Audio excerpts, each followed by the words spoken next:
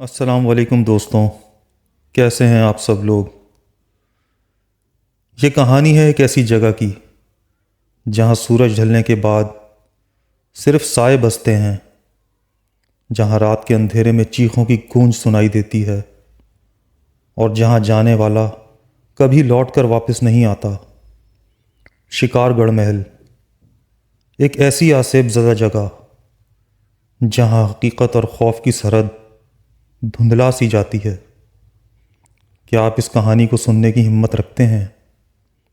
اگر ہاں تو اپنی روشنی کم کر لیجئے اور ہیڈ فونز لگا لیجئے اور تیار ہو جائیے ایک ایسے سفر کے لیے جو آپ کی نیندیں اڑا دے گا۔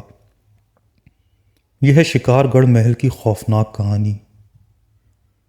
شکار گڑھ محل کی تعمیر 1880 کے قریب ہوئی تھی۔ یہ ایک وسیع و عریض محل تھا جو جنگل کے کنارے واقع تھا۔ اس محل کو نواب کریم الدین خان نے تعمیر کروایا تھا، جو ایک شکاری مزاج انسان تھے۔ کہا جاتا ہے کہ یہ محل صرف آرام گاہ کے طور پر نہیں بنایا گیا تھا، بلکہ یہاں خفیہ کمروں اور سرنگوں کا بھی وجود تھا، جہاں نواب اپنے شکار کیے گئے جانوروں کو رکھواتے تھے۔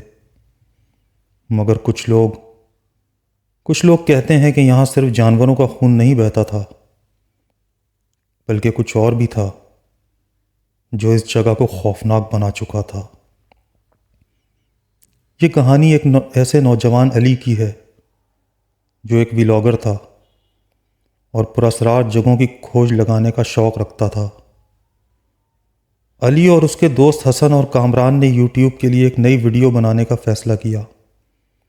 انہوں نے سن رکھا تھا کہ شکار گڑھ محل آسیب زدہ ہے، مگر وہ اسے صرف ایک دیو مالائی کہانی سمجھتے تھے۔ ان کا منصوبہ تھا کہ رات کے وقت محل میں گزاریں اور وہاں پیش آنے والے تجربات کو ریکارڈ کریں۔ رات کے تقریباً 10 بجے وہ تینوں اپنے کیمروں اور ٹارچز کے ساتھ شکار گڑھ محل کی طرف روانہ ہوئے۔ محل کے قریب پہنچ کر انہوں نے اپنی گاڑی کو روکا اور اندھیرے میں لپٹے ہوئے محل کو دیکھا۔ درختوں کے سائے عجیب و غریب شکلیں بنا رہے تھے اور ہوا میں ایک غیر مرئی بوجھ محسوس ہو رہا تھا۔ یار، یہ جگہ واقعی خوفناک لگ رہی ہے، حسن نے سرگوشی میں کہا۔ ڈرنے کی کوئی ضرورت نہیں، ہم بس اندر جا کر ریکارڈنگ کریں گے اور پھر واپس آ جائیں گے، علی نے خود کو اور دوسروں کو تسلی دی۔ مگر جیسے ہی وہ محل کے اندر داخل ہوئے، انہیں ایک عجیب سی بدبو محسوس ہوئی۔ ایسا لگا جیسے پرانے خون کی باس ہوا میں تحلیل ہو رہی ہو۔ دیواروں پر قدیم دور کی پینٹنگز تھیں، جن میں جنگلی جانوروں کے ساتھ کچھ انسانی شکلوں کی تصاویر بنی ہوئی تھیں۔ اچانک حسن نے ایک دروازہ کھولا اور چیخ مار کر پیچھے ہٹ گیا۔ کیا ہوا؟ کامران نے گھبرا کر پوچھا۔ حسن کا چہرہ زرد پڑ چکا تھا۔ مجھے لگا جیسے کسی نے میرے کندھے پر ہاتھ رکھا ہو، مگر یہاں تو کوئی نہیں ہے، علی نے ہنس کر کہا۔ یہ سب تمہارا وہم ہے، آؤ آگے چلتے ہیں۔ مگر جوں وہ آگے بڑھتے گئے، ویسا کچھ نہ کچھ عجیب ہوتا رہا۔ کہیں دروازے خود بخود بند ہو رہے تھے، کہیں کسی کے قدموں کی آواز آ رہی تھی۔ جب وہ محل کے اندرونی حصے میں پہنچے تو انہیں ایک بڑی ہال نما جگہ ملی، جہاں نواب کی پرانی تختی پڑی ہوئی تھی۔ علی نے کیمرہ اٹھا کر اس پر روشنی ڈالی اور پڑھنے کی کوشش کرنے لگا۔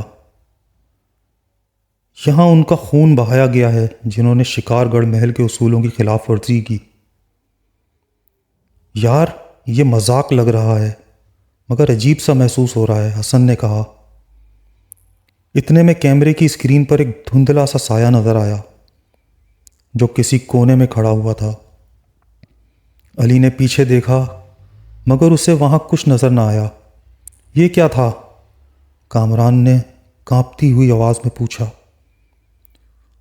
ابھی علی کچھ بولنے ہی والا تھا کہ اچانک تمام ٹارچز بجھ گئیں۔ اندھیرے میں انہیں محسوس ہوا کہ کوئی ان کے ارد گرد چل رہا ہے۔ پھر ایک بھیانک چیخ گونجی اور دروازے زوردار آواز کے ساتھ بند ہو گئے۔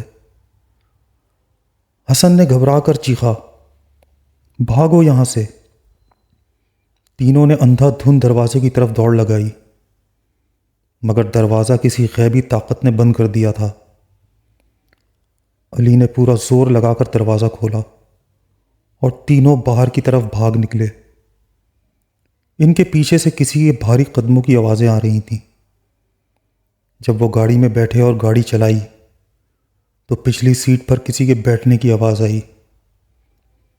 علی نے مڑ کر دیکھا، مگر وہاں تو کچھ بھی نہیں تھا، مگر گاڑی کے شیشے میں ایک دھندلا سا سایہ نظر آ رہا تھا جو انہیں گھور رہا تھا۔ اگلے دن علی نے جب اپنی ویڈیو ایڈٹ کرنے کے لیے دیکھی تو وہ یہ دیکھ کر حیرت زدہ رہ گیا۔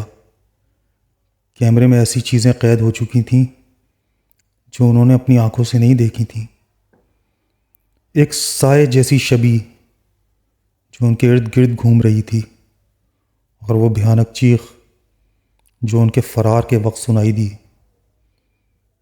یہ ویڈیو علی نے کبھی یوٹیوب پر اپلوڈ نہیں کی، کیونکہ اسی رات حسن شدید بخار میں مبتلا ہو گیا۔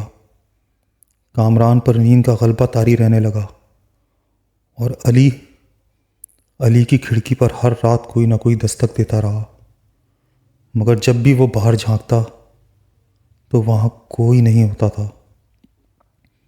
دوستوں، یہ تھی آج کی کہانی۔